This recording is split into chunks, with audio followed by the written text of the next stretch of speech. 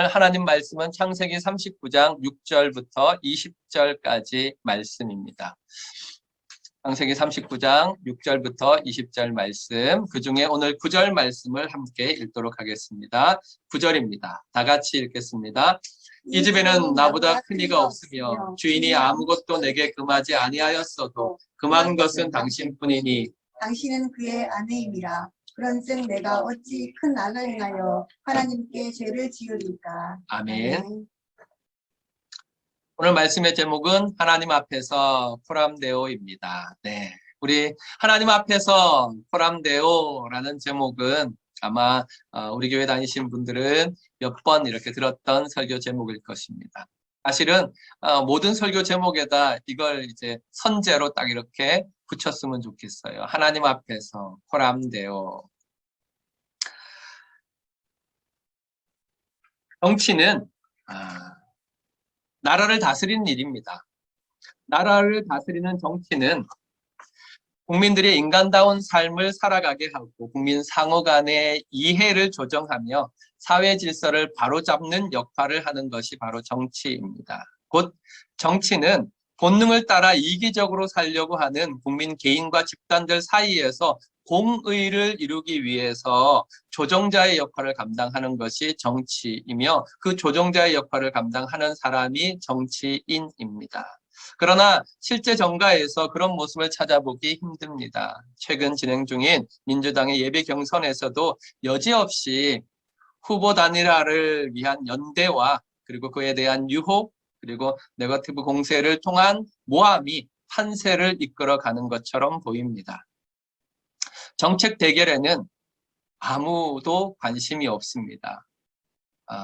대선에 나오시는 분들도 정책에 대해서 비중을 두지 않는 것 같고 그것을 둘러보는 주변의 사람들도 그 정책에 대해서는 관심이 없는 것 같습니다. 그냥 그 속에서 일어나고 있는 공격과 유혹과 모함들 이런 것들에 관심을 가지고 마치 옐로우 페이퍼를 보는 것처럼 그렇게 우리의 정치가 흘러가고 있어서 참 안타깝습니다. 정치가 아닙니다. 그저 본능에 사로잡혀 살아가는 너무 가벼운 시대에 이 조정 없는, 교육 없는, 변함 없는 자화상을 보는 것 같습니다. 정치만 그렇습니까? 아니요, 그렇지 않습니다. 우리의 삶의 모습이 그러합니다. 우리의 삶의 곳곳에서 유혹과 모함이 힘을 얻고 있습니다. 본능에 사로잡혀 내 뜻을 이루기 위한 유혹과 모함이 가득 찬 세상에서 성도는 어떻게 살아가야 할까요? 성도가 살아갈 신앙적인 방식은 무엇일까요? 오늘 정치는 우리에게 답을 주지 못하지만 성경은 요셉의 이야기를 통해서 우리에게 답을 주고 있습니다. 그 해답은 포람데오입니다. 포람데오, 네, 하나님 앞에서. 포람은 앞에서라는 말이고요. 데오는 하나님입니다. 하나님 앞에서라는 말이지요. 이것은 종교개혁자들이 찾은 성경의 진리의 가장 핵심적인 것 중에 하나입니다. 성경 사상의 핵심이 바로 하나님 앞에서입니다. 삶의 모든 시간과 자리에서 하나님을 인식하고 의식하며 살아가는 성도의 신앙을 표현하는 말입니다. 무슨 말입니까? 그냥 간단하게 말하면 하나님 눈치 좀 보고 살자. 제발 하나님 눈치 보고 살자. 이런 말입니다. 사람 눈치, 세상 눈치 아니라 하나님 눈치 보며 살자. 이게 바로 하나님 앞에서입니다.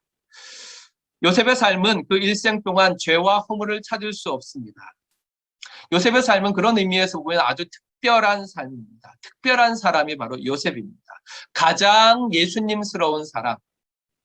우리가 아브라함도 받고 이삭도 받고 야곱도 받지 않습니까? 그런데 그들의 삶 속에서는 흠이 많고 죄가 있었습니다. 그런데 요셉의 삶은 어려서부터 죽을 그때까지 성경에 단 한 건도 죄나 허물이 기록되어 있지 않습니다.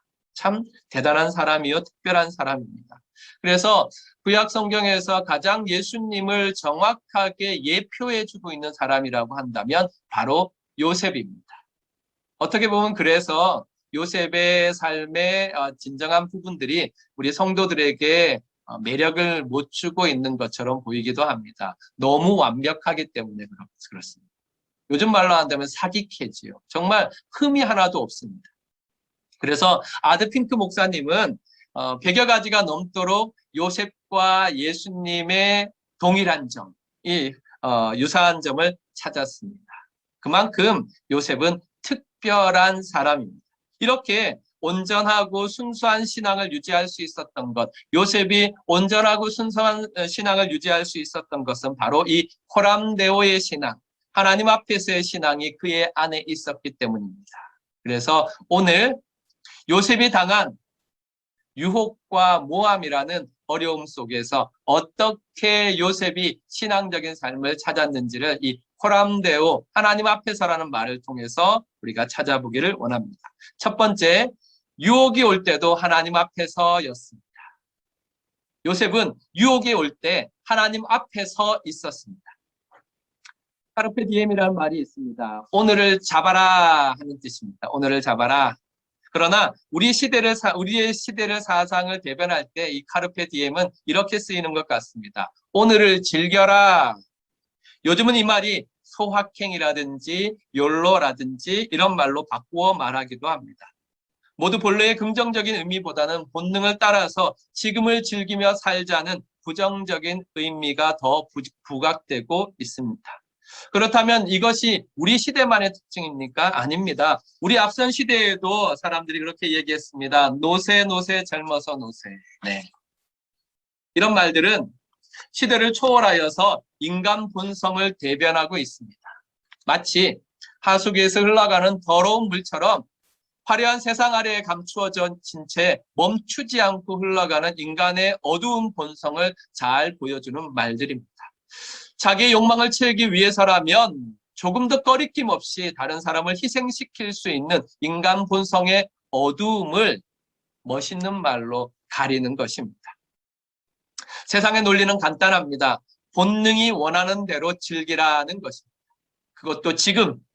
그래서 요즘 세상은 지금 하지 않으면 못한다고, 지금 먹지 않으면 못 먹는다고 난리를 치고 있습니다. 너무 가벼운, 아니, 너무 저렴한 가치입니다. 그러나 그 유혹은 그렇게 가볍지만은 않습니다. 실제로 이런 세상의 흐름은 우리의 신앙까지 뒤흔들어 놓고 있기 때문에 그렇습니다. 요셉에게도 이런 유혹이 찾아왔습니다. 성도에게는 유혹이 고난보다 더 위험합니다. 성도를 넘어뜨리는 데에는 고난보다는 유혹이 더 효과적이기 때문에 사단은 유혹을 잘 사용합니다. 이런 유혹이 요셉에게 찾아왔습니다. 우리 성경 말씀을 한번 읽겠습니다. 6절부터 7절까지 읽겠습니다. 시작. 주인이 그의 소유를 다 요셉의 손에 위탁하고 자기가 먹는 음식 외에는 간섭하지 아니하였더라. 요셉은 용모가 빼어나고 아름다웠더라. 그 후에 그의 주인의 아내가 요셉에게 눈짓하다가 동침하기를 청하니. 아멘. 보디발의 아내는 젊은 요셉을 유혹하였습니다. 본문에 청하니라는 말이 있지요. 청하니라는 말은 원문에는 계속적으로 끈질기게 요구하다 이런 뜻입니다. 정말 죄를 지으면서도 보디발의 아내는 부끄러움이 전혀 없었습니다. 이것은 요셉에게 큰 위기였습니다. 왜냐하면 우선 그의 시대를 이해할 필요가 있습니다. 그의 시대의 문화를 이해할 필요가 있습니다. 고대 이집트의 자유롭고 개방적인 성윤리가 그랬습니다. 아주 그 당시 문화가 아주 개방적이었고 자유로웠습니다. 또한 그 시대에는 주인과 노예 사이의 성은 주인이 원할 경우 아무런 제약이 없었습니다. 실제로 청하니라고 번역되어 있는 이 말은 부탁하는 청유형의 동사가 아니라 명령형이었습니다. 너 나랑 자자 하고 명령하는 것이었습니다. 종이었던 요셉에게 이것은 성의 문제를 넘어 생존의 문제였습니다. 거절할 때의 불이익과 승낙할 때의 예상되는 이익은 비교할 수조차 없었습니다. 세상은 이렇게 성도에게 세상 방식을 강요합니다. 생존의 문제로서 성도가 얼마나 많은 강요를 당하고 있는지 우리는 아마 사회생활을 하면서 많이 경험해 보았을 것입니다. 그러나 요셉은 단호하게 거절합니다. 요셉의 거절 속에는 그의 신앙 고백이 담겨 있습니다. 이 신앙 고백을 통해서 우리는 그가 어떻게 세상적인 유혹을 신앙적인 방법으로 이겼는지 알 수 있습니다. 첫 번째는 그는 사람 앞에서 신실하였습니다. 8절부터 9절입니다. 시작. 요셉이 거절하며 자기 주인의 아내에게 이르되 내 주인이 집안의 모든 소유를 간섭하지 아니하고 다 내 손에 위탁하였으니 이 집에는 나보다 큰 이가 없으며 주인이 아무것도 내게 금하지 아니하였어도 금한 것은 당신뿐이니 당신은 그의 아내임이라. 아멘. 요셉은 분명하고도 확실하게 이야기했습니다. 보디발, 내 주인이 이 집에 있는 모든 것을 나한테 맡겼고 간섭하지 않는데 오직 한 가지 금한 것이 있는데 그것이 무엇이냐? 그것은 바로 당신이다. 당신뿐이다. 당신은 그의 아내였기 때문에 보디발이 이렇게 금했다 말합니다. 요셉은 자신의 주인 보디발과의 약속을 지켰습니다. 그에게 맡겨진 일과 금한 일에 선을 넘지 않았습니다. 그는 이렇게 윤리적으로 바른 사람이었습니다. 성도들은 기억해야 합니다.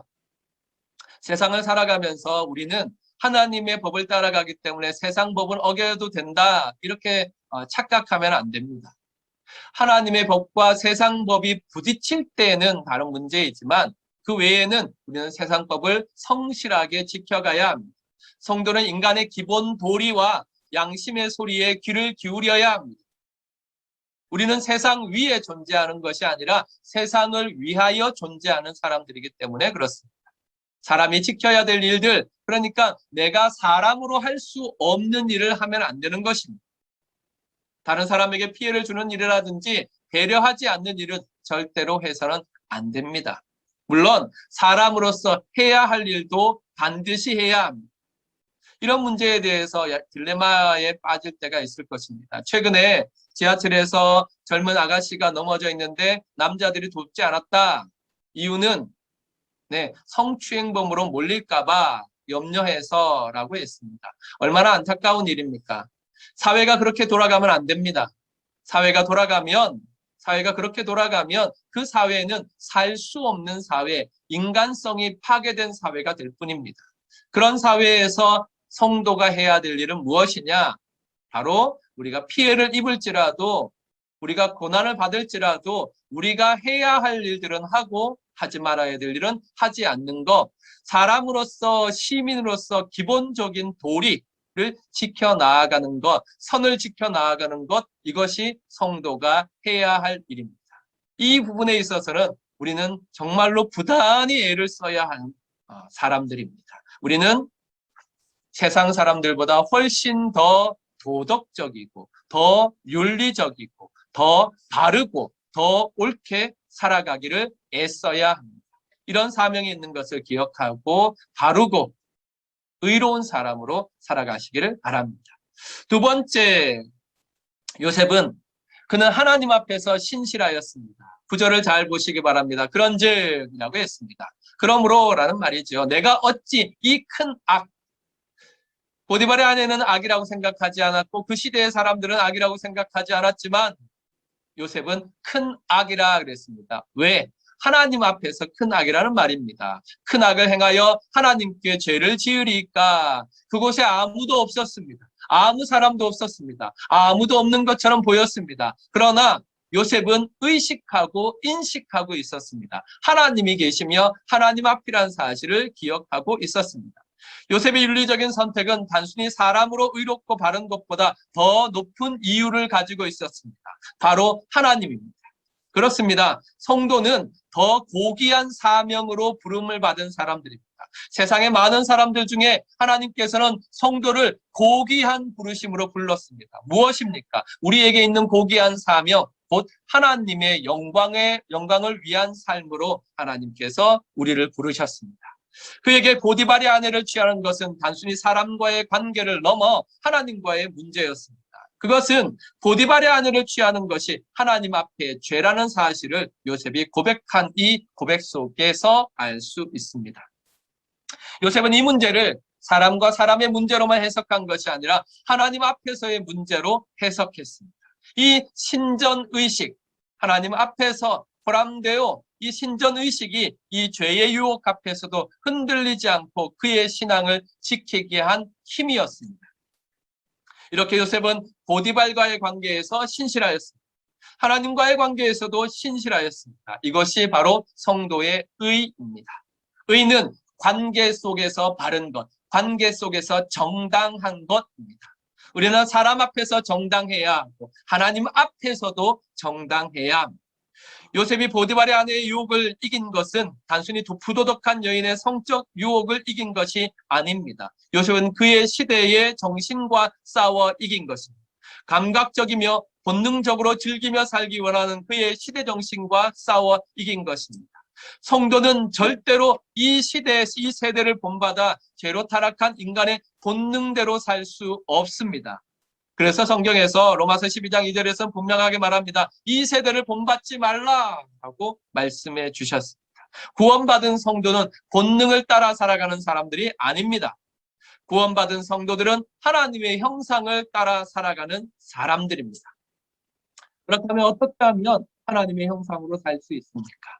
언제나 어디에서나 내가 하나님 앞에 있음을 기억할 때 우리는 하나님 앞에서 하나님의 형상으로 살아갈 수 있습니다. 하나님 앞에서 살아가려 할 때 성도에게 아주 유용한 도움이 되는 두 가지 질문이 있습니다. 첫 번째는 구약적인 질문입니다. 이 문제에 대해서 하나님께서 뭐라고 말씀하셨는가? 꼭 해야 하는 질문입니다. 하나님은 뭐라고 말씀하셨는가? 두 번째 질문은 신약적인 질문입니다. 이 문제에 대해서 예수님이라면 어떻게 하실까? 이 두 가지 질문이 우리가 신앙적으로 하나님 앞에 살아갈 때, 하나님의 형상을 회복하는 삶을 살아갈 때 아주 요긴한 두 가지 질문입니다. 이제 항상 질문합시다. 세상이 보디발의 아내처럼 유혹하며 우리에게 달려들 때 정신을 똑바로 차리고 질문해 봅시다. 하나님은 뭐라고 말씀하셨나? 예수님이라면 어떻게 하실까? 그리고 하나님께서 말씀하신 대로, 예수님께서 보여주신 대로 살아갑시다. 그것이 하나님 앞에서 살아가는 것입니다. 이 시간 우리 한번 스스로 한번 연습해 봅시다. 첫 번째 질문, 하나님은 뭐라고 말씀하셨나? 두 번째 질문, 예수님이라면 어떻게 하실까? 이 두 가지 질문이 저와 여러분의 삶에 항상 있어서 우리가 하나님 앞에서 살아가는 성도들이 되기를 주님의 이름으로 축원합니다. 아멘. 두 번째, 모함이 올 때도 하나님 앞에서, 의로운 요셉에게 세상은 의롭지 않았습니다. 보디발의 아내는 날마다 집요하게 요셉을 유혹하였습니다. 그러나 요셉은 함께 하지도 않았습니다. 그러다가 결정적인 날이 왔습니다. 우리 11절부터 12절 함께 읽겠습니다. 다 같이 시작. 그러한 때에 요셉이 하러 그 집에 들어갔더니 그 집 사람들은 하나도 거기에 없었더라. 그 여인이 그의 옷을 잡고 이르되 나와 동침하자. 그러나 요셉이 자기의 옷을 그 여인의 손에 버려두고 밖으로 나가매. 아멘. 그러한 때에 그랬습니다. 그러한 때에라는 말은 점점 보디발의 아내의 유혹이 강하여져 갈 때에, 보디발의 아내의 유혹은 날마다 점점 더 강해졌습니다. 그러다가 하루 모든 사람이 없는 때, 아무도 없는 때, 그때 그녀는 요셉에게 동침하자 하며 그를 꼭 붙잡았습니다. 요셉은 도저히 이길 수 없어서 도망쳐 나왔습니다. 그는 최선을 다해 의를 지켰습니다. 그러나 그 결과는 전혀 다른 방향으로 흘러나갔습니다. 13절부터 보면 이렇게 말씀합니다. 13절부터 보면 그 여인이 요셉이 그의 옷을 자기 손에 버려두며 도망하며 나아감을 보고 그 여인의 집사람들을 불러서 그들에게 이르되 보라, 주인이 히브리 사람을 우리에게 데려다가 우리를 희롱하게 하는도다. 참 보디발의 아내의 그 말을 한번 보시기 바랍니다. 주인이 히브리 사람을 우리에게 데려다가 우리를 희롱하게 하는도다. 참 간사하지 않습니까? 죄는 자신이 지었는데 그것을 덮기 위해서 사람들을 불러서 모함을 하는데 요셉은 히브리 사람으로, 정확하게 말하면 히브리 놈하고 따로 떼어놓고 그 자신과 집안의 모든 사람들은 우리라고 표현을 하면서 서로와 서로를 나누어 놓고 차별을 합니다. 그리고 계속해서 이야기합니다. 그가 나와 동침하고자 내게로 들어오므로 내가 크게 소리 질렀더니 그가 나의 소리 질러 부름을 듣고 그의 옷을 내게 버려두고 도망하여 나갔느니라 하고 사람들에게 요셉을 모함합니다. 어떤 성경학자들은 이 요셉에 대한 이 모함에 대해서 아무도 아무 말이 없는 걸로 봐서 그 집안에 있는 사람은 이 여인의 모함에 대해서 받아들이지 않고 동의하지 않았다 이렇게 해석하기도 합니다. 16절부터 계속해서 그의 옷을 곁에 두고 자기 주인이 집으로 돌아오기를 기다려 이 말로 그에게 말하여 이르되 당신이 우리에게 데려온 히브리 종이 나를 희롱하려고 내게로 들어왔으므로 또 이 문제의 죄를 누구에게 넘기느냐? 보디발에게 넘깁니다. 내가 소리질러 불렀더니 그가 그의 옷을 내게 버려두고 밖으로 도망하여 나갔나이다. 그의 주인이 자기 아내가 자기에게 이르기를 당신의 종이 내게 이같이 행하였다 하는 말을 듣고 심히 노한지라고 했습니다. 보디발의 아내는 요셉을 모함하였습니다.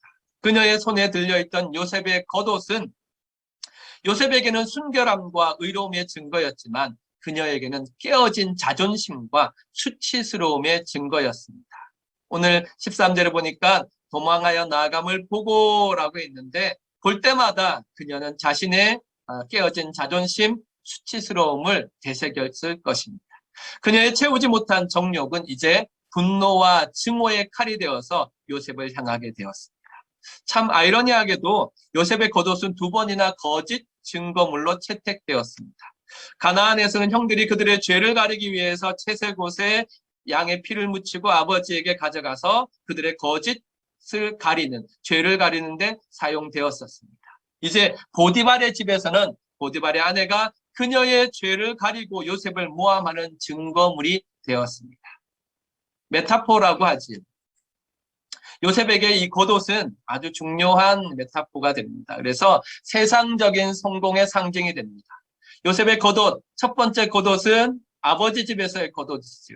이 아버지의 집의 겉옷은 아버지로부터 사랑을 받고 형제들 위에 장자, 상속자의 신분을 드러내는 긴 옷이었습니다.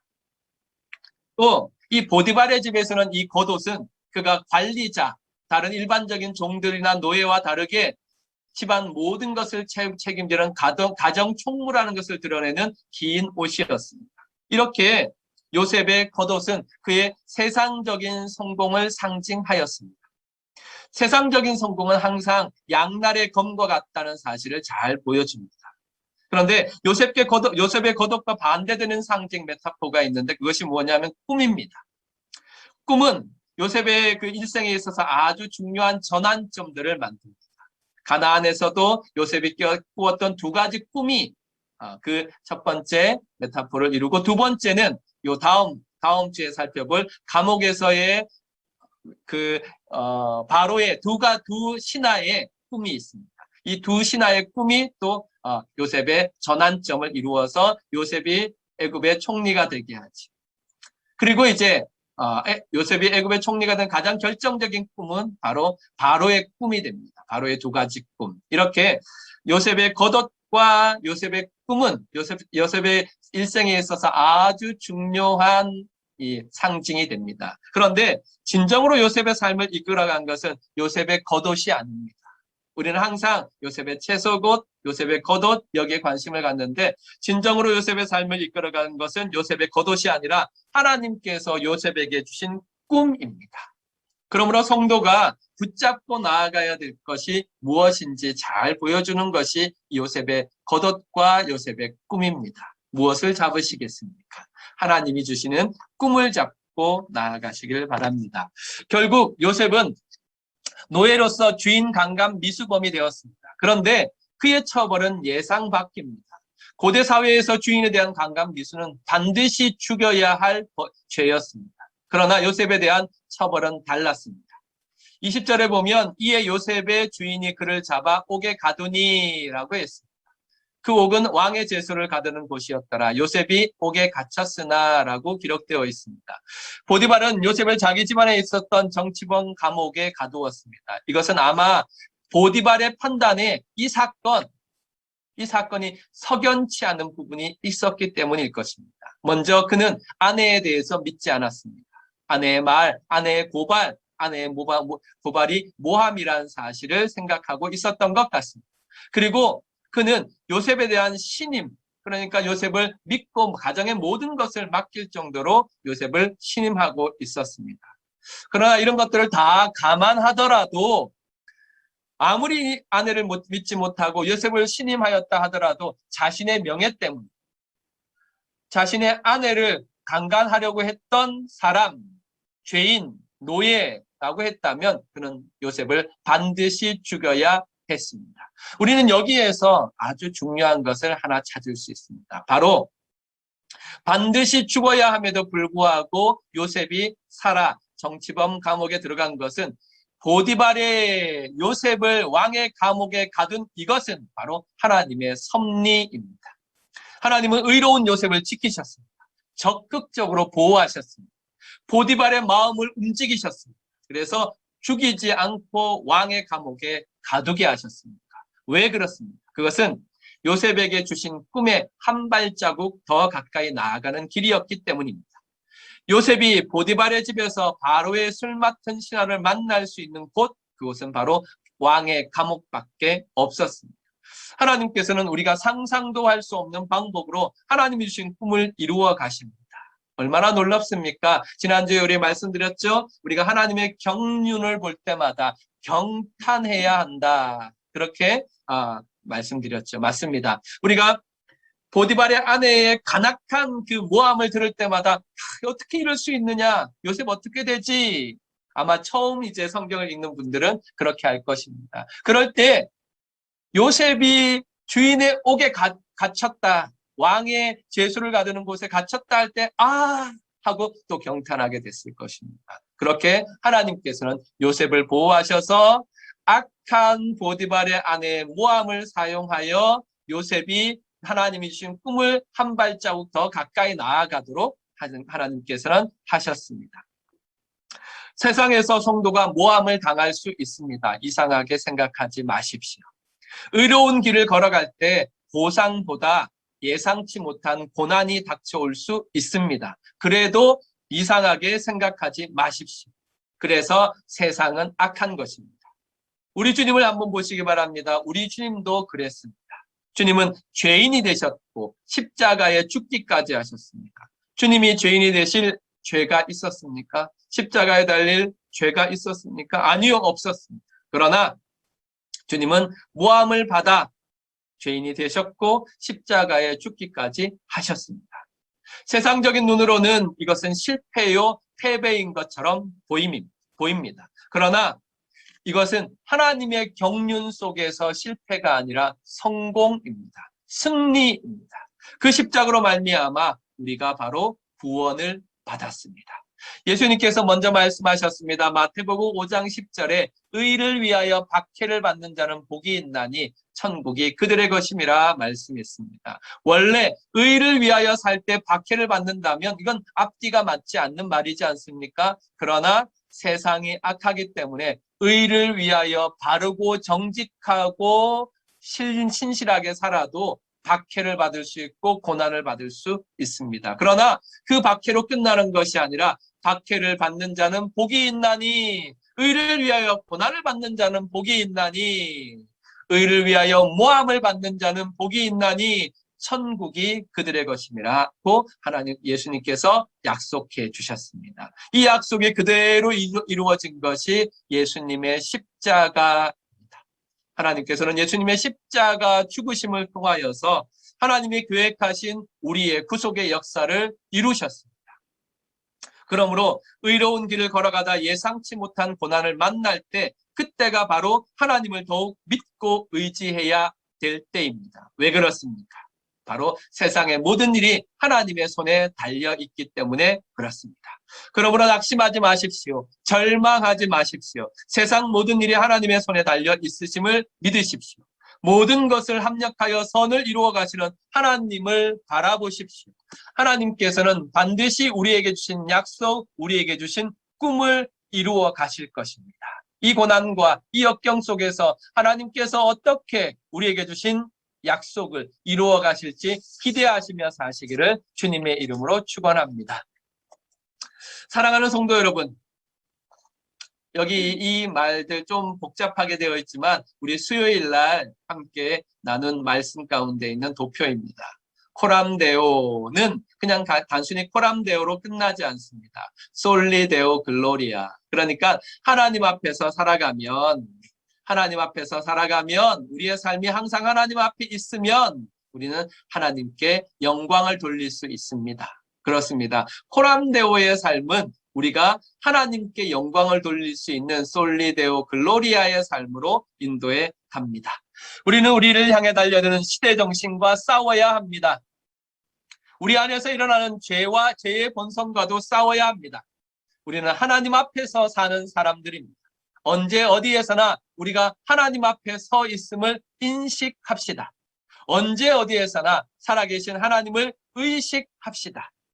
도저히 이해할 수 없는 유혹과 모함이 닥쳐올지라도 그 앞에서 타협하거나 낙심하거나 절망하지 맙시다. 지난주 그리고 그 지난주에 절망할 그런 일들이 있었습니다. 우리 독립교회 목회자 비자를 신청하고 벌써 7개월이 흘렀습니다. 처음 우리가 독립교회 목회자 비자를 신청할 때 우리가 가지고 있었던 선함이 있었습니다. 정말 법대로 한번 해보자.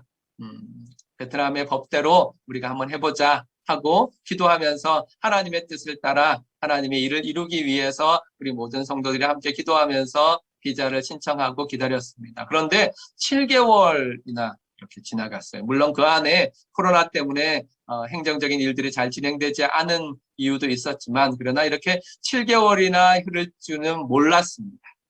이러다 보니까 또 다른 문제들이 발생했어요. 무비자 상태로 7개월이나 있다 보니까 우리가 해결해야 될 문제들이 더 생겼던 것입니다. 그래서 제 마음에 정말 이렇게 흘러가야 되나? 또 이렇게 어렵나? 또 이게 이렇게 이렇게 진행되면 안 되지 않나? 이런 마음들이 생겼습니다.